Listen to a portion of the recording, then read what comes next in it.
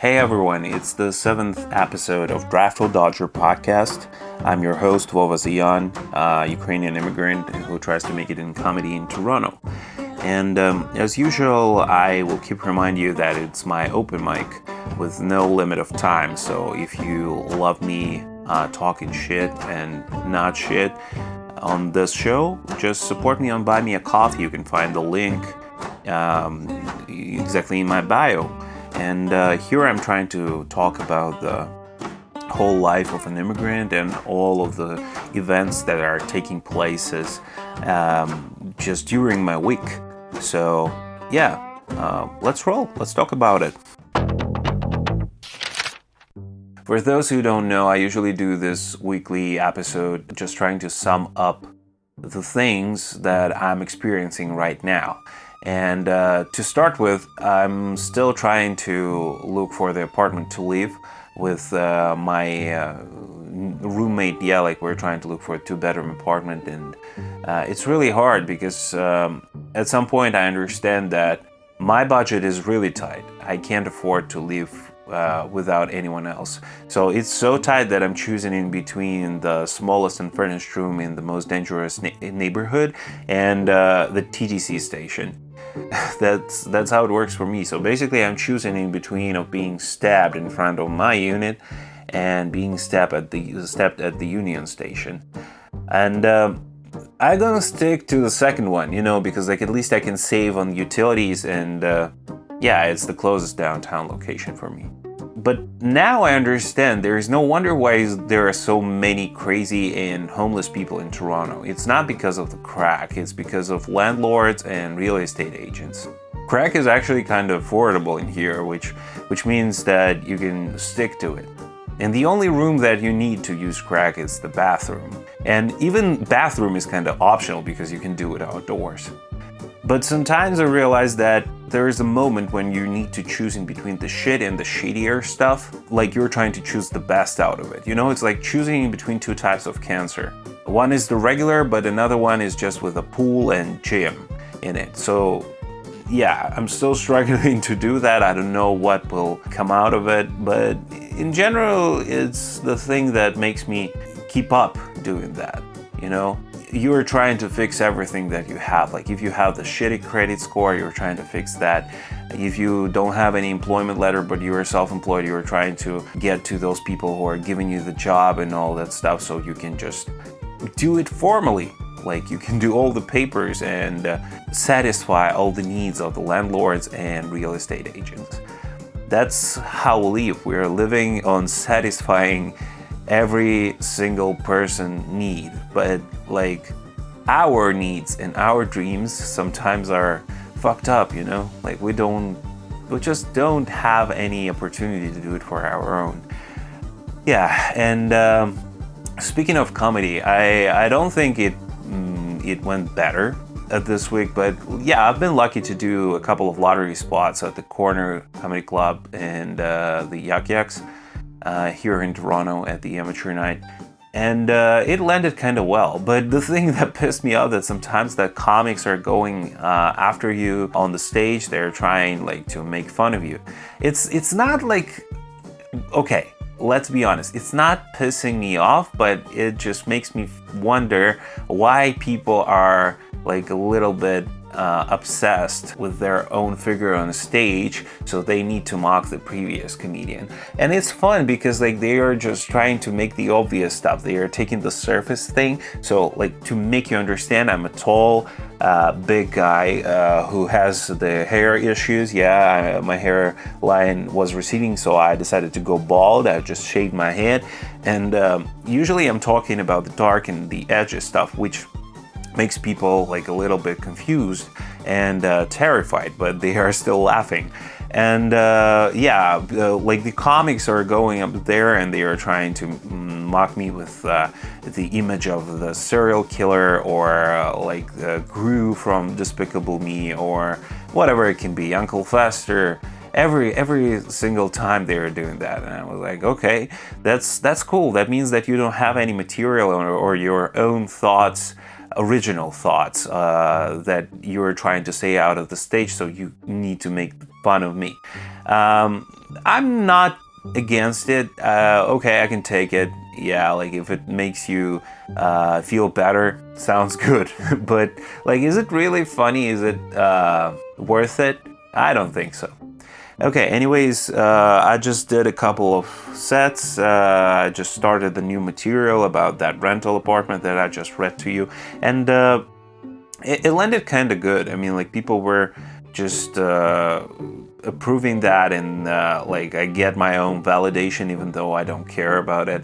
So I'm trying to like make my comedy more relatable to me, yeah, which is much better when you're doing that. And here's the thing, like, people sometimes don't understand that when you're doing comedy and it's relatable to you, it doesn't mean that every single person can relate to it. But if they are, that makes the comedy great. That makes it feel like so interesting and funny, because like you can think of it and you can understand, oh my god, that happened to me too. That's why I'm trying to like write that kind of material. And it's funny because like I've spoken to another comedian and he told me that like, oh dude, truth is not funny at all. Like, you don't need to say truth to be funny, you just need to write jokes.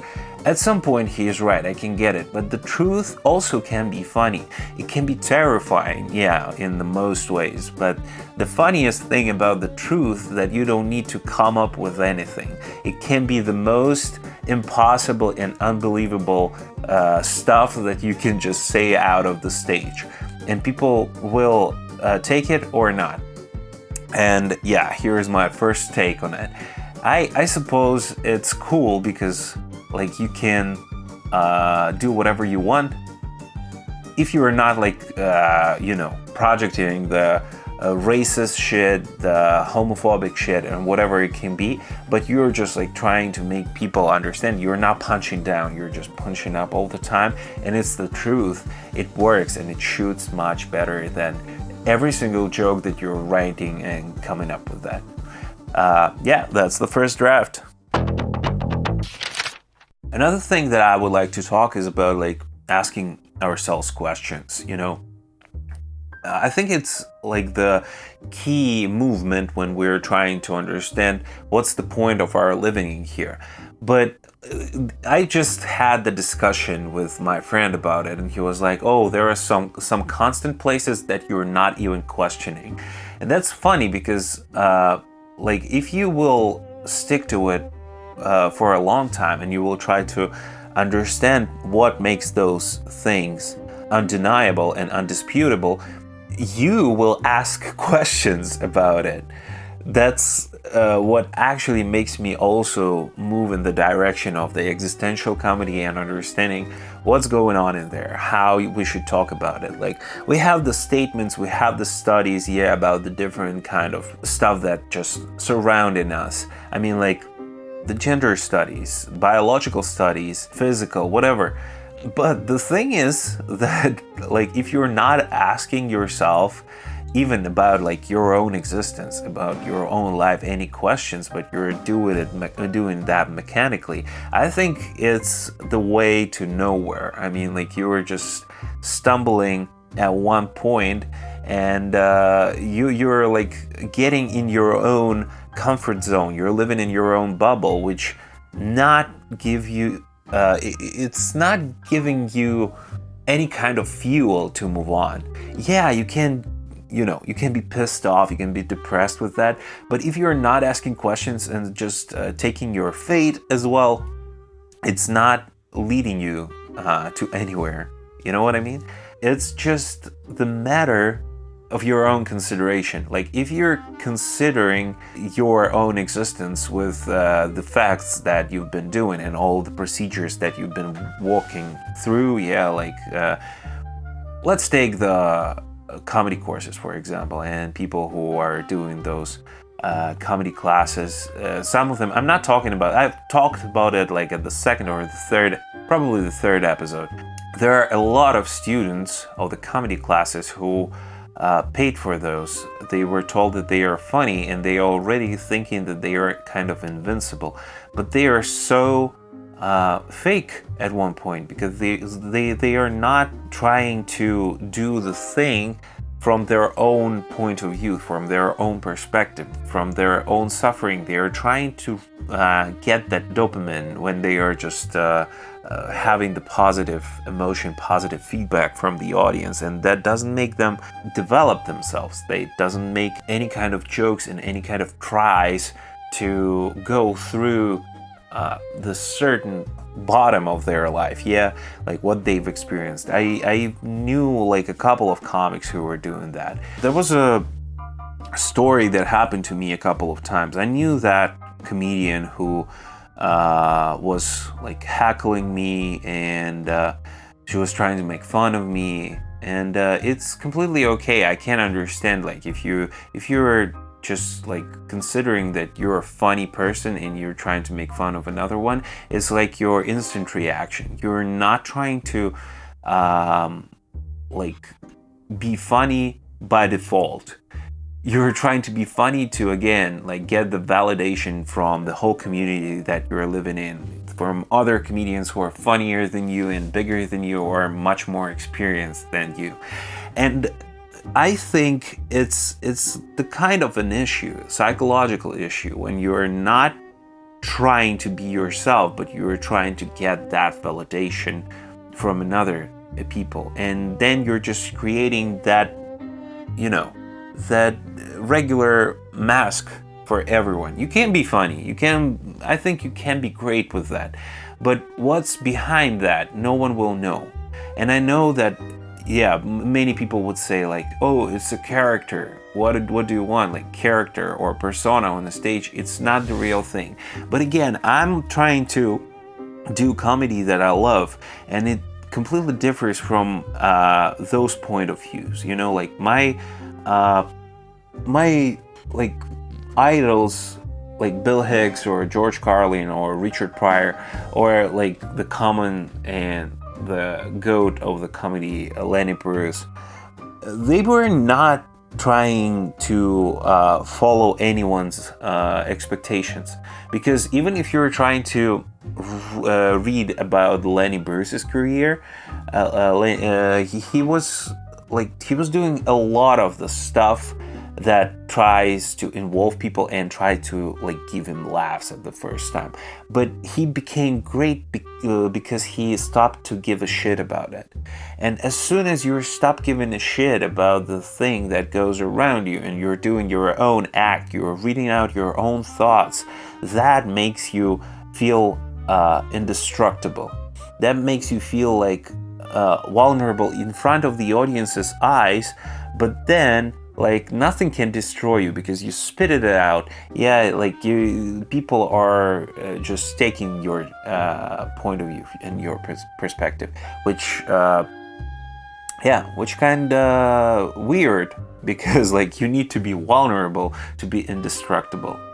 That's just the stream of consciousness that I'm doing right now. I don't have any kind of drafts about it, but like in general, that's how it works. That's what I've noticed. I mean, being vulnerable, it's also a kind of power that some people cannot afford and some people can afford. I decided that I have nothing to lose at one point. I didn't have any kind of respect from another comics. They were just like basically polite to me. Some of them were like passively aggressive with their Canadian politeness, as I've just mentioned in my first episode. But here's the thing, as soon as you're not giving a fuck about them and you can be like the lonely person in the room and the only person who gives a fuck about yourself and about your sets and about your experience, not the laughs, that makes you feel like less shitty. But to be honest, do I feel shitty? Yeah, all the time.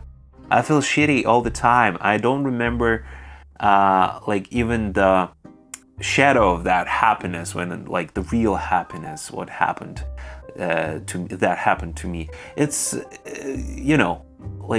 2 years living the life of an immigrant. It's hard. I bet all of the immigrants who are listening to this podcast can approve it. Like if you're integrating to the other community and the other society, it like has a lot of obstacles, a lot of barriers that you're trying to go through. But when you're getting through that, not approving the like and not getting the validation, but like giving your own attitude and making your own way in that jungle, yeah, of other people's thoughts and other people prejudice, you're making it, yeah, you're making it big. It doesn't even depend on dreams. As I said before, I have some kind of medium dreams. But do I have a big ones? Yeah, I have. But like even now, I'm a little bit anxious to spit it out loud and to say it out loud to like other people that won't get it or will just make fun of it. The only way to live it and to make it is just keep going. It's keeping going. It's keep going on the, you know, on your own way, in your own decisions. Sometimes it can be the hardest option. Damn, I think I sound like the motivational coach right now. But yeah, that's all probably that I would like to speak about today. So, don't want to end up with a phrase like believe in yourself or do, but be yourself. That's the main thing.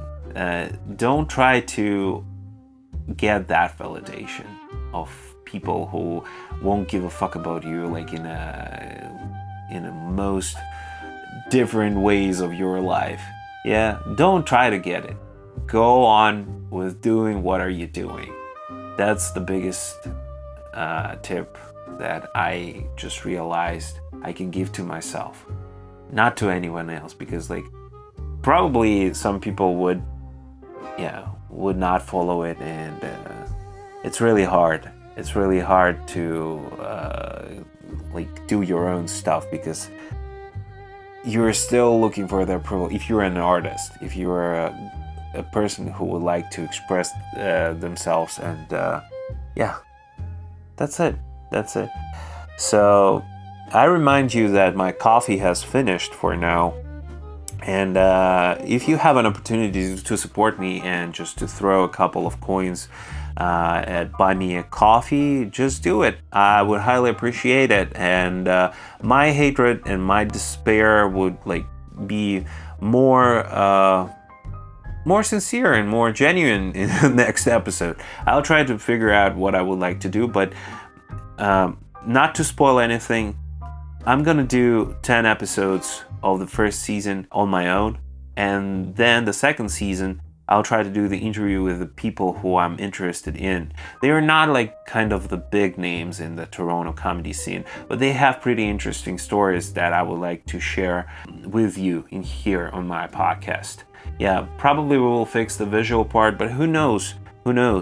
That's the thing, while you also need to just throw a couple of coins to me. Just throw me a bone, as the Dr. Evil said. Like if you want to get some kind of improvement, just you can become a sponsor. You can become a member of my own community. And that's it. And a little bit of Marvin Pontiac will end up all the thing. It was the Draftful Dodger, episode 7. Vova Zeeon was with you. Have a good one. See you, and I'm looking at you. There's a little fly, he fell into my soup. He sank as he swam. I hope he doesn't poop.